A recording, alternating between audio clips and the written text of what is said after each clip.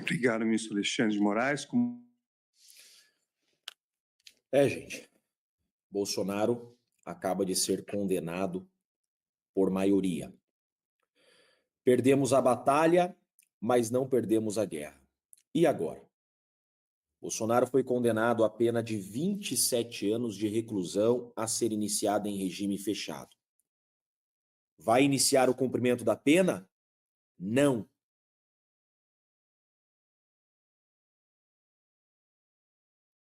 A tristeza dos petralhas, ainda há um recurso, eu quero colocar aqui na tela para vocês.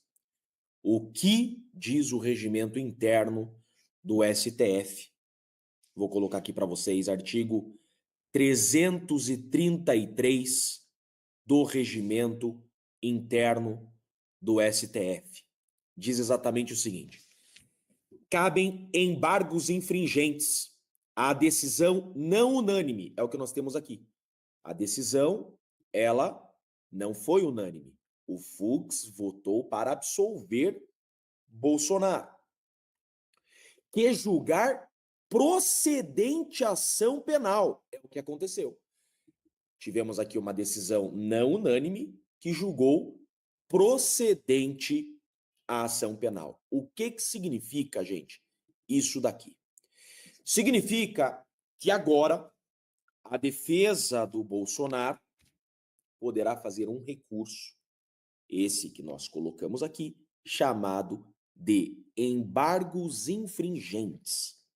Esse recurso faz com que essa sentença, não deixa de ser uma sentença, essa decisão, seja remetida ao plenário, para que o plenário decida em definitivo.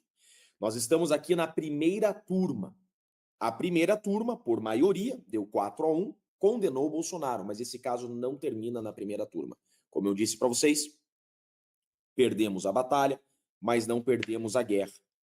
Cabe agora, em razão da divergência do Fux, em razão do voto do Fux, que absolveu o Bolsonaro, cabe esse recurso.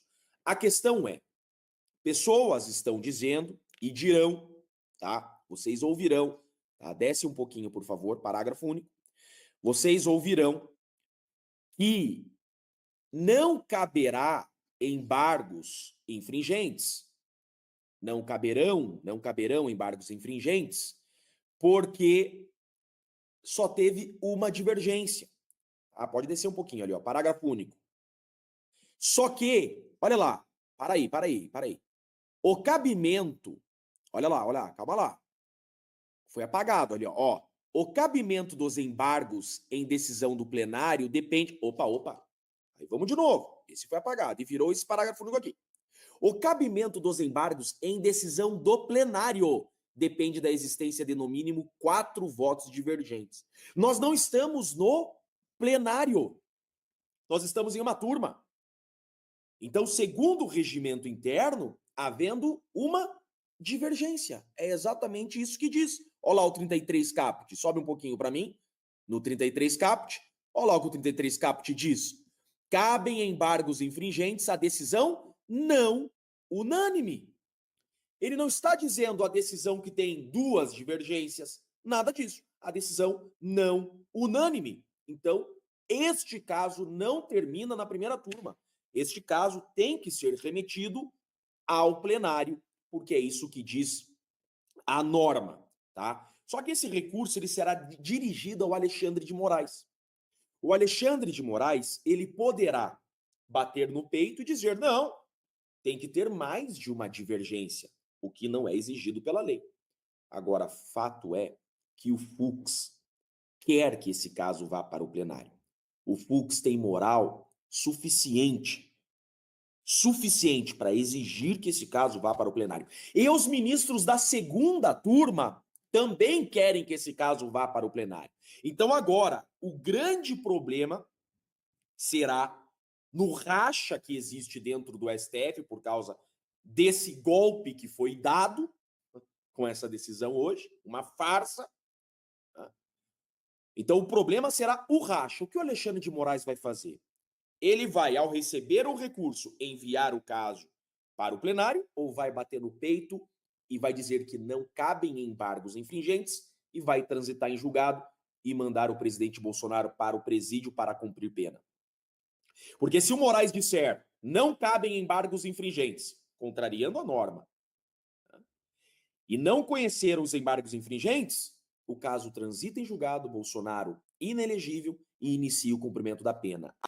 Agora, o correto, é isso que eu estou falando para vocês. O correto, agora não sei se vale o correto nesse processo. O correto, segundo eu mostrei para vocês, o jogo dentro das 4 linhas, aquilo que exige-se em um Estado democrático de direito, é que esse caso vá para o plenário. E se for para o plenário, não termina esse ano. Não tem como terminar esse ano. Nós já estamos na metade, praticamente, de setembro. Se esse caso for para o plenário, um processo de 78 terabytes, não tem como os demais ministros, os outros 6 ministros, tomarem conhecimento de todo o processo. Então, vão precisar de tempo para analisar esse processo e a discussão no plenário pode estender até para 2027. Então, gente, Bolsonaro está condenado a 27 anos de prisão, mas ainda não acabou. Não transitou julgar. Então, a dúvida das pessoas: Bolsonaro inicia o cumprimento de pena hoje? Não. A pena só se inicia depois do trânsito em julgado, ou seja, quando não couber mais recurso. Enquanto houver a possibilidade de recurso, ainda não inicia o cumprimento da pena. Então, Bolsonaro não inicia hoje o cumprimento da pena porque ainda cabe em recursos. Tem embargo de declaração, que é no caso de omissão, contradição. Tem embargo de declaração e também, eu entendo que, pelo que eu mostrei para vocês do regimento interno, artigo 333, cabe também recurso de embargos infringentes para o plenário. Só iniciará o cumprimento da pena se for condenado em definitivo, ou seja, foi condenado por maioria e não couber mais recursos. Aí inicia o cumprimento da pena. Eu entendo que cabem embargos infringentes e que esse caso tem que ser remetido para o plenário, que é o que o Fux deseja e os demais ministros desejam. Esse é o resumo do que aconteceu hoje. E eu digo, perdemos a batalha, mas não perdemos a guerra. Tem muita água para rolar ainda. Essa foi a decisão com relação ao Bolsonaro.